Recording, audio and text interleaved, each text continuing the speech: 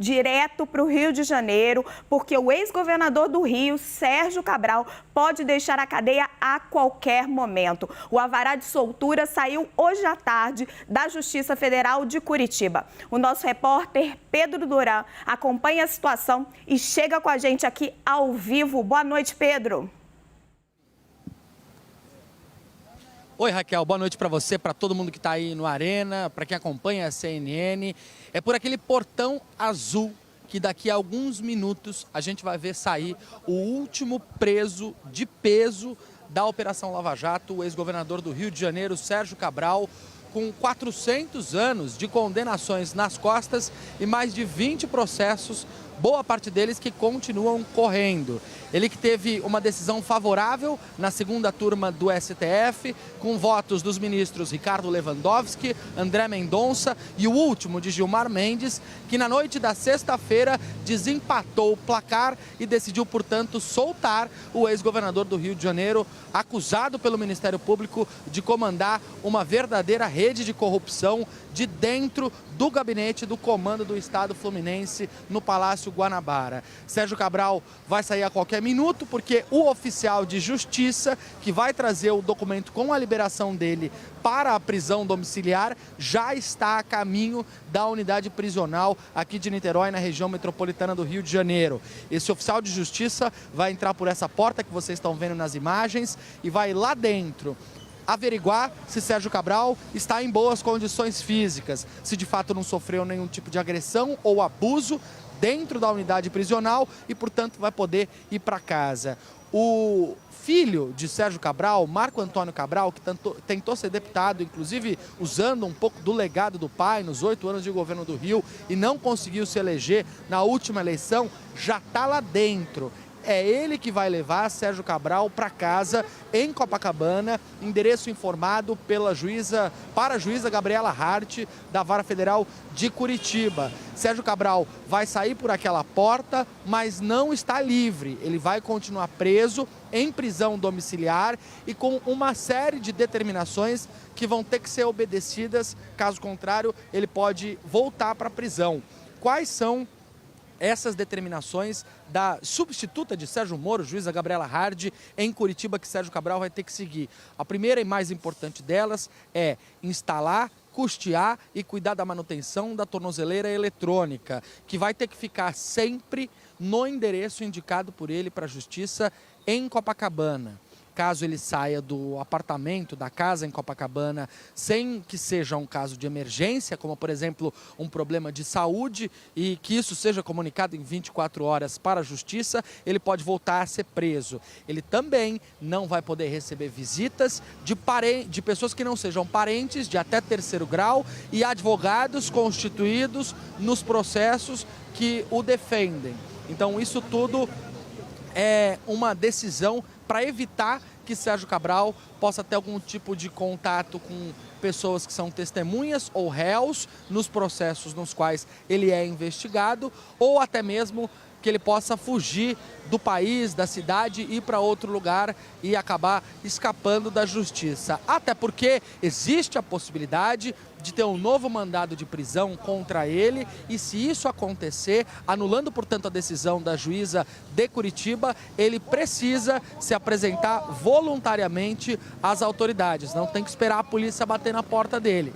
Tem que, imediatamente ao ser comunicado a decisão, se apresentar e se entregar. Então há uma possibilidade de que, mesmo sendo solto hoje, Sérgio Cabral possa voltar para a cadeia. Não é o que acredita a defesa dele. O advogado Daniel Bialski dizia agora há pouco à CNN que, muito embora ele tenha outros processos, ele acredita que essa decisão do STF vale para vários desses casos e, portanto, a expectativa é que ele fique solto, junto com a família, segundo o advogado, descansando e não sendo candidato a cargo nenhum, nem participando da administração pública.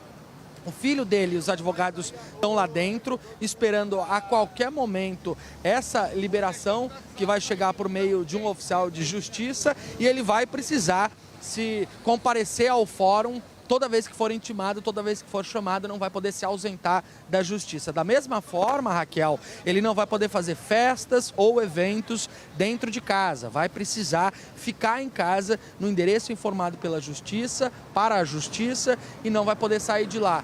É importante ressaltar que a decisão da juíza Gabriela Hard, que é uma decisão, um despacho de 4 páginas, diz exatamente que, por conta da magnitude dos delitos praticados, a reiteração dos delitos e as graves consequências para a sociedade, Sérgio Cabral, que seria o personagem do núcleo organizado de corrupção, de uma organização criminosa, e a possível capacidade dele de influenciar os negócios e articulações no âmbito federal e também no âmbito estadual. Por todos esses motivos, ele vai ter que ficar dentro de casa em finais de semana, feriados e dias úteis. Não pode sair para ir no hospital, não pode sair para ir na farmácia, não pode sair para ir no supermercado, não pode dar uma volta no quarteirão, só pode sair se tiver uma emergência médica ou alguma coisa no imóvel oferecer risco à vida dele, à saúde, à segurança dele. Então, essas são as condições para a soltura do último preso de peso da Operação Lava Jato, o último político de peso que continua encarcerado, muito provavelmente por apenas mais uns minutos. Raquel. Pedro, muito obrigada. Pedro está aí a postos, aí pertinho de onde está esse portão azul, de onde deve sair Sérgio Cabral daqui a pouco.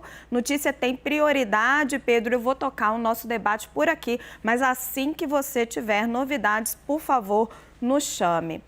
Thaís, bem-vinda, muito boa noite. Felipe, boa noite. Thaís, vou começar por você. Nós estamos aguardando o Sérgio Cabral passar ali por aquela porta azul, um criminoso, confesso, que teve aí em algum momento, né, algumas decisões foram reformadas, mas teve 23 condenações, que admitia que cobrava propina nas licitações do governo estadual, e ele está sendo solto por uma questão processual. Ele estava 6 anos em prisão preventiva e não teve o chamado trânsito em julgado. O problema é do judiciário brasileiro? Eu acho, Raquel, que o problema não é do judiciário brasileiro. Eu acho que a soltura dele segue agora os trâmites processuais. Se eu fosse ele, eu ficaria um pouco mais insatisfeito com o próprio advogado dele, porque se todos os réus saíram e ele ficou, eu debitaria isso em grande medida ao corpo de defesa dele. Esse é um rito processual que a justiça tem que obedecer, eu não vejo problema nisso. O que eu vejo com tristeza é o simbolismo dessa soltura, né, que marca, como a reportagem da CNN já mostrou, marca simbolicamente o fim da Lava Jato, que, se cometeu erros, também tinha um sentido de esperança para muita gente, porque foi a primeira vez que se combateu a corrupção no Brasil no grau que a gente viu, né? E isso alimentou grandes esperanças de todo mundo de que alguma coisa iria mudar. Essa soltura do ex-governador Sérgio Cabral, aliado ao fato, Raquel, de que nessa eleição a gente teve essa discussão da corrupção muito pouco em pauta, né? Ao contrário do que aconteceu em 2018, esse tema ficou bem ao largo, correu bem ao largo na campanha e deve correr ao largo também agora com o novo governo Lula. Então, juntando isso, a soltura, que tem esse peso simbólico grande, eu acho que é um momento de pesar, né? Porque foi algo que a gente esperava que tivesse outro desenrolar, outro desenvolvimento, outras consequências, e no final a gente tem essa sensação de que tudo volta para o mesmo lugar. Thaís, obrigada. Olha, vocês estão vendo, gente, conosco as imagens ali da porta da unidade prisional, da cadeia de onde Sérgio Cabral pode sair a qualquer momento. Jogo agora para o Felipe Dávila. Felipe, a Thaís disse que tem essa sensação de que tudo volta sempre para o mesmo lugar. E que esse tema, né, da corrupção foi muito pouco debatido na campanha. Você estava diretamente envolvido nela, era um dos candidatos. A gente percebeu que, apesar do pouco debate, ainda teve um forte movimento antipetista, que deu muitos votos a Bolsonaro. Como é que você avalia? No Brasil, volta tudo sempre para o mesmo lugar? Infelizmente, passa a sensação de impunidade. É exatamente isso que a Thaís colocou. O sentimento de impunidade, que a corrupção praticamente parece que é um crime hoje que a justiça dispensa. E isso é muito ruim para as instituições, porque as pessoas não entendem o trâmite tão longo. O meu caso do Lula, demora 5, 6 anos para julgar, agora demora também 4, 5 anos. Ninguém entende muito esse trâmite. O que as pessoas entendem é que um corrupto, confesso, foi preso e agora é solto. E essa é a sensação de impunidade. E um dos pilares do Estado de Direito Democrático é a confiança nas leis e na justiça. Então, se você acha que a lei e a justiça não se prega a questões de corrupção, esse é um péssimo sinal. E vale a pena lembrar aqui um pouco a triste história do Rio de Janeiro. Os últimos 4 governadores foram presos. O presidente da Assembleia Legislativa do Rio foi preso. Os membros do Tribunal de Contas do Estado foram presos. Ou seja, é um caso recorrente de roubalheira, corrupção e impunidade. E que quando essa sentença não é cumprida, passa-se um péssimo sinal para que, na verdade, quase que o crime compensa. Isso é muito ruim para a política, isso é muito ruim para o Estado de Direito. Lembrando a vocês que o voto final para a ida de Sérgio Cabral à prisão domiciliar foi na sexta-feira à noite do ministro Gilmar Mendes. Desde então está nesse trâmite processual e ele deve sair daqui a pouco por esses portões que a gente está observando. Temos o Hélio agora conosco. Hélio, muito bem-vindo ao nosso debate. Meu caro, vou pegar o gancho do Felipe e jogar para você. O crime compensa no Brasil e qual é o impacto que essa insegurança jurídica, ora está preso, ora sai, ora está preso, ora sai, gera para a economia brasileira, para a política brasileira, para os negócios no nosso país? Boa noite, Raquel. Boa noite a todos. Sim, agora me lembro, você falando se o crime compensa, de uma pergunta a que o Gilmar Mendes, ministro Gilmar Mendes do STF, foi feito agora no exterior, e ele ficou bastante sem graça em responder essa pergunta, porque sim, Raquel, no Brasil o crime compensa. O Sérgio Cabral, ele está sem um julgamento final, o tal do transitado em julgado, desde 2016. Essas condenações, elas não foram até a última instância. E aí vale a pena revisitar essa questão, porque todo cidadão tem direito a recorrer, pelo menos uma vez me parece fazer sentido. Você foi condenado, você pode recorrer a uma alçada superior. No Brasil, você tem direito a recorrer 3 vezes, e aí com bons advogados, esse troço leva anos, 10, 15 anos. Então, como o Cabral já tinha sido condenado em inúmeros processos, somando uma pena de centenas de anos, estavam tentando segurar ele com a prisão preventiva, que também não está certo, porque a prisão preventiva significa que estamos prendendo um sujeito sem ele ter sido julgado em última instância, sem ter concluído o processo. Então, nesse caso, o judiciário ser lento e também é um problema. E o fato de ter 3 instâncias a recorrer é um problemaço. E aí tem um pouco de culpa do Supremo Tribunal Federal, que no passado dizia que você tinha direito a recorrer 3 vezes até o Supremo Tribunal Federal.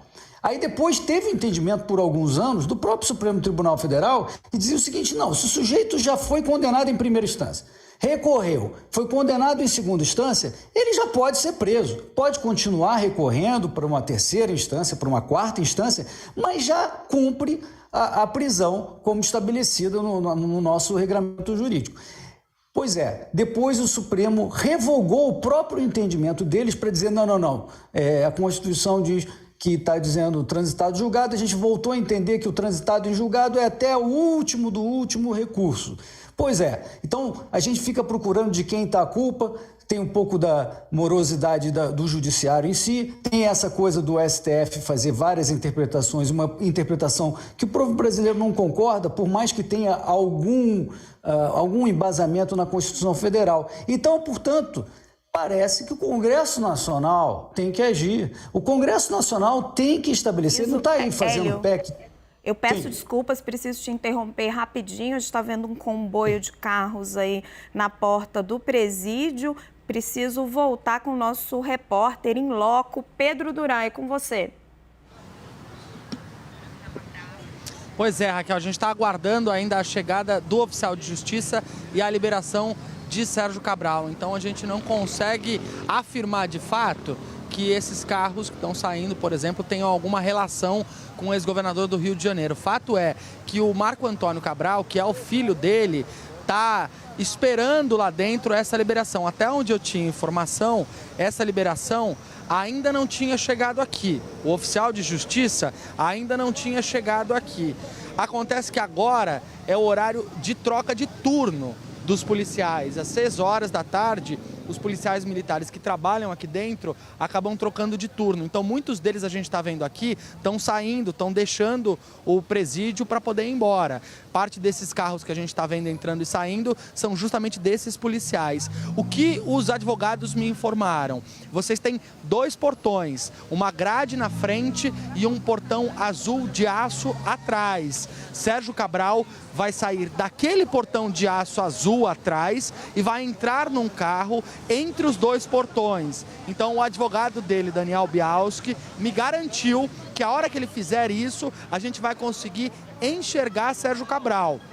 É que o estacionamento aqui da unidade prisional de Niterói fica na lateral esquerda, então muitos desses carros acabam saindo vindos do estacionamento. É importante ressaltar também que a tornozeleira eletrônica, muito embora tenha sido uma decisão, uma determinação da juíza Gabriela Hart, não vai ser instalada necessariamente aqui dentro. Ela pode ser instalada na própria casa de Sérgio Cabral ou até mesmo em um local indicado pela Justiça, em uma delegacia ou até mesmo no Instituto Médico Legal Central aqui do centro do Rio de Janeiro. Então, esse trâmite, depois que o oficial de Justiça chegar aqui com o documento para a liberação de Sérgio Cabral, ele é muito rápido. O oficial de Justiça basicamente vai informar o comando do presídio, que é da Polícia Militar, que Sérgio Cabral está apto a sair para ir para prisão domiciliar, migrar o regime para o regime domiciliar. Ele vai questionar Cabral se ele sofreu algum tipo de abuso, violência dentro da prisão e aí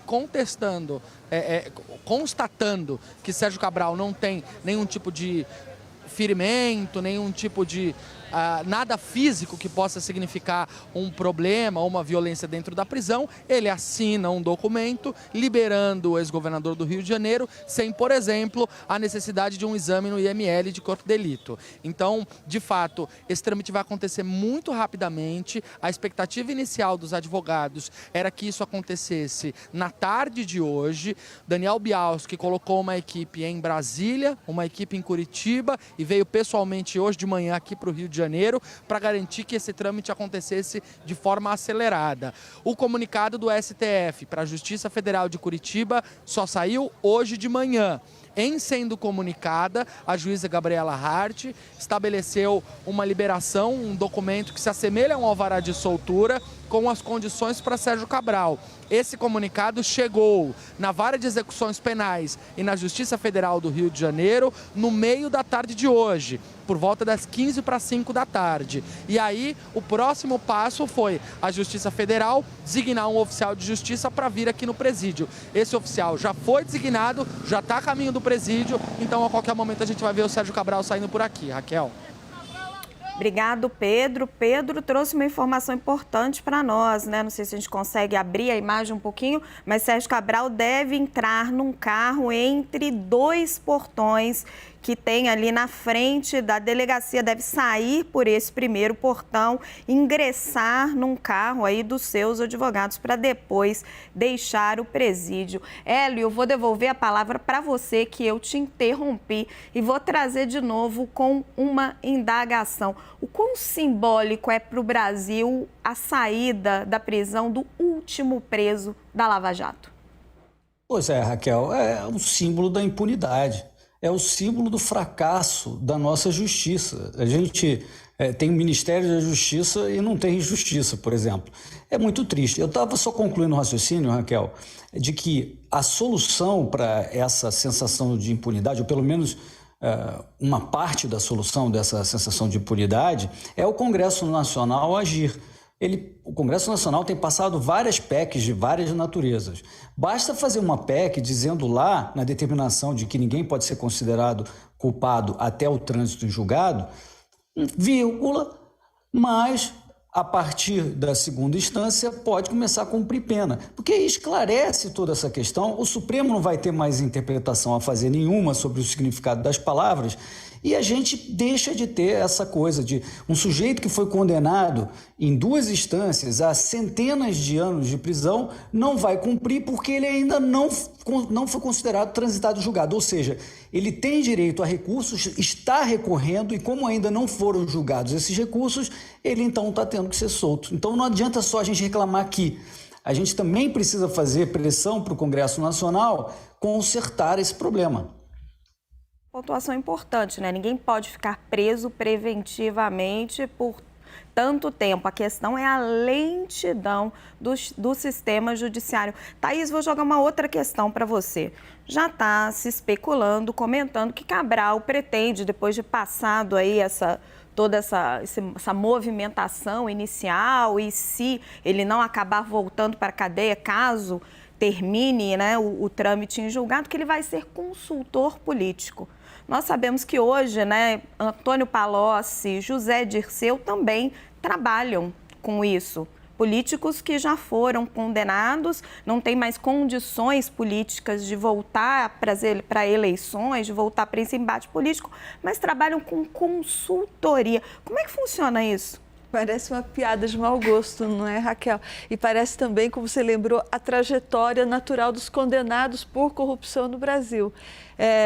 Na verdade, eu acho que isso é uma via de mão dupla, não é? Porque, de fato, esses consultores, eles têm, como o José Dirceu e o Antônio Palocci, uma característica que é de manter em grande sigilo os seus clientes, não é? Sabemos que tanto um quanto o outro estão sobrevivendo, até onde sabemos bem, com essa atividade, e isso não é uma mão única, né? Assim como eles oferecem esses serviços, que consistem basicamente em oferecer informações privilegiadas ou informações exclusivas ou informações de bastidores baseados nos contatos que eles mantêm nos governos, com os políticos, etc. E vindo de quem vem, certamente não são todos os contatos tão republicanos assim como a gente espera, uma relação tão republicana, mas o que eu quero dizer é que existem clientes, assim como, né, uma comparação um pouco exagerada, mas no tráfico de drogas, por exemplo, você tem o traficante, você tem o consumidor. Então, existem esses consultores que são condenados por corrupção, que estão em franca atividade, mas existem as pessoas que compram os serviços deles. Eu gostaria muito de saber quem são esses clientes, não é? Porque eles não estão sobrevivendo sozinhos.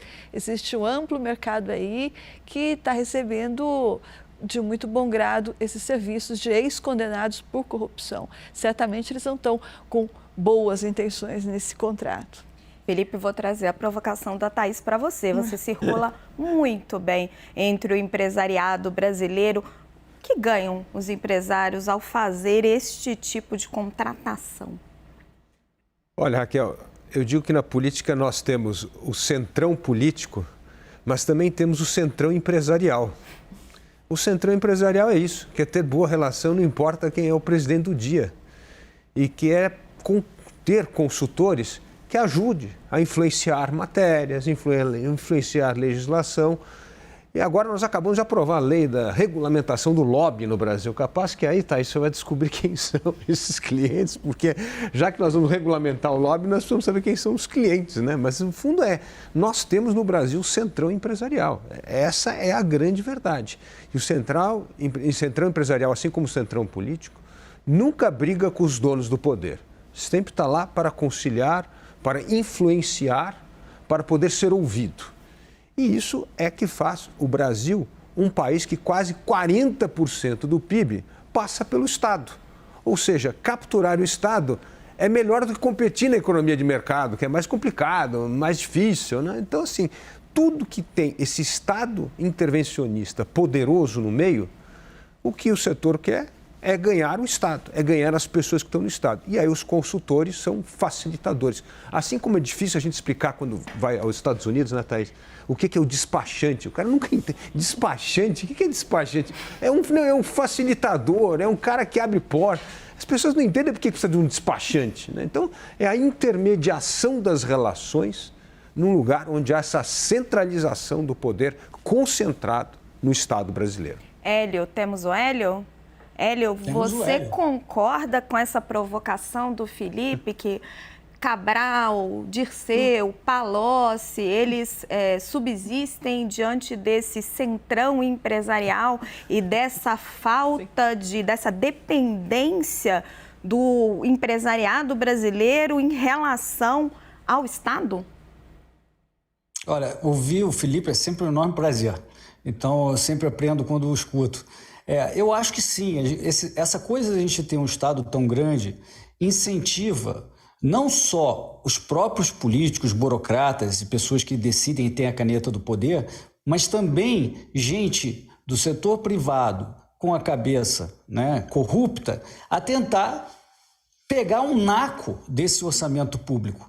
Isso é natural. Quanto maior o Estado, maior a chance disso acontecer, pessoal. Por isso que o Felipe tem razão. Enquanto a gente tiver um Estado desse tamanho, a gente vai ter mais do que outros países. Se a gente diminui a intrusão governamental e o que passa por essa caneta dos burocratas, a chance é de que se diminua muito esse tipo de coisa. Agora, eu queria só fazer um comentário rápido. O Felipe comentou sobre o despachante, né? A burocracia foi uma luta, lutar contra a burocracia foi uma luta do meu pai a vida inteira, né? E o despachante é o símbolo desse negócio, né? Você tem tanta complicação.